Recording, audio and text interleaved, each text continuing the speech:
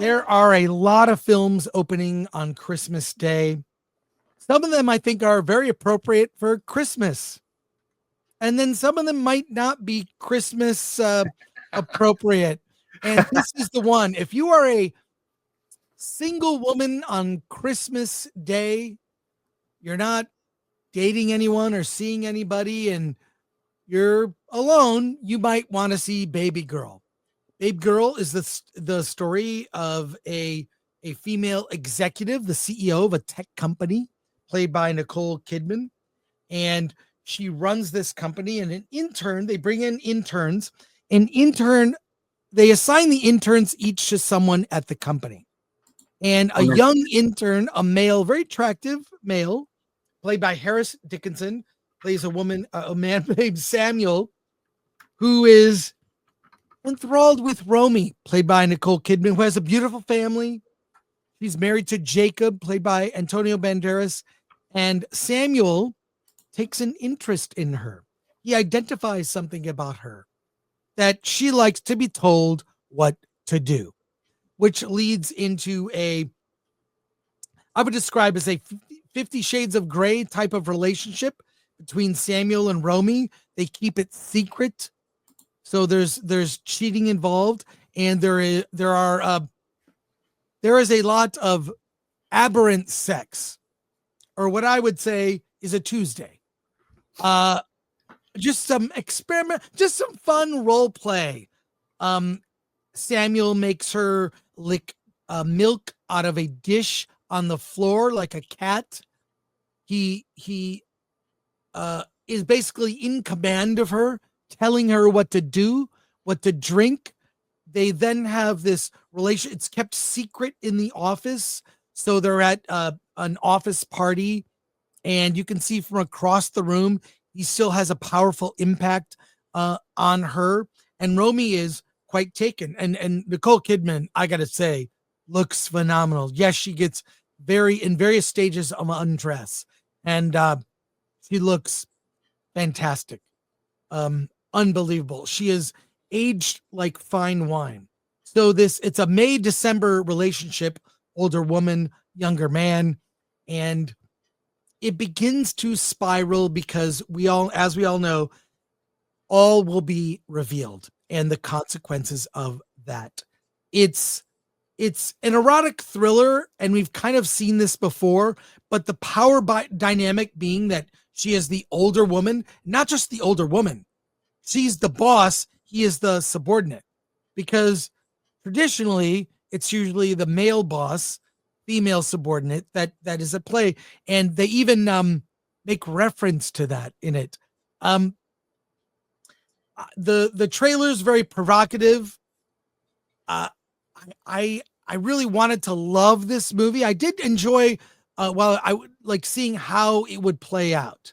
I did like that. Mm-hmm. But I think that there are better or sexier movies around the same kind of thing. Although I gotta say, I love Nicole Kidman. I think she's fantastic.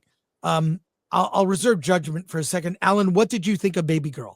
Yeah, I mean, I guess I liked it. I don't think we are the audience for this movie. I was going to say it's older single women that are alone on Christmas.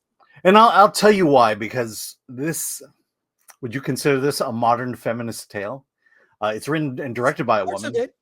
Parts of it, yes. Yeah. It's 100% feminist. But see, what this does is this sets up an argument, a discussion about feminism that, it's kind of like men will have a hard time trying to describe, because it presents, the current feminist model is the strong, powerful woman.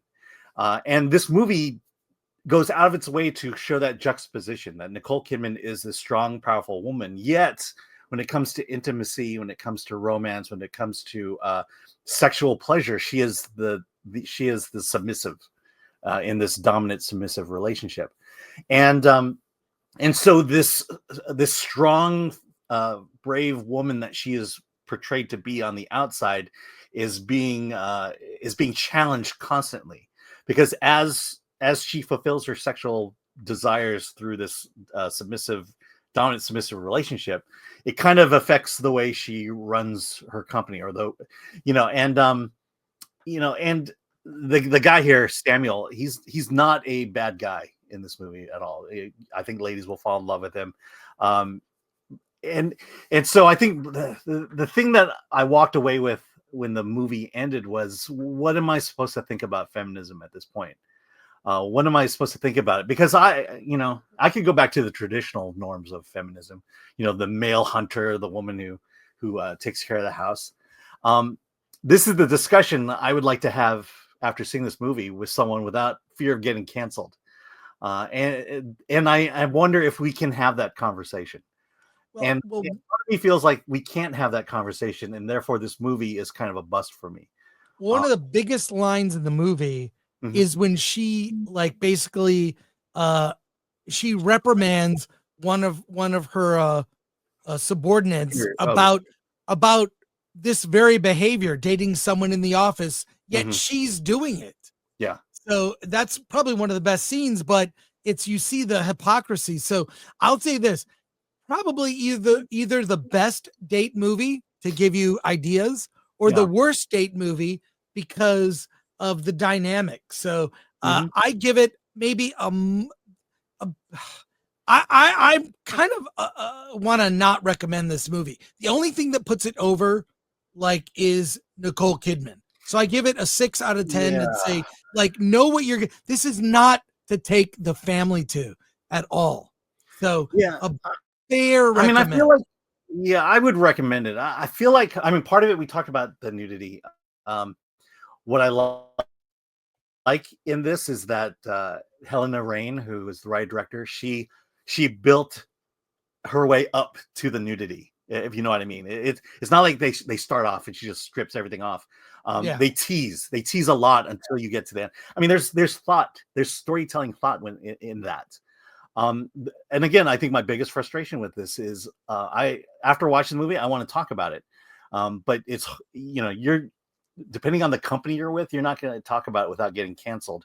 And I miss having just honest, deep conversations to say, what is feminism today? What is the role of feminism, and how does it relate in this movie?